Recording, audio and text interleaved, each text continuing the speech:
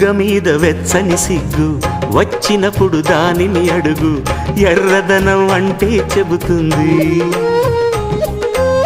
పెదవి కొమ్మ పూసిన పువ్వు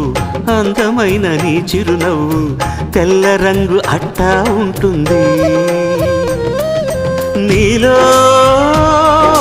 నిలువున పులకలు రేగిన వేళ నువ్వే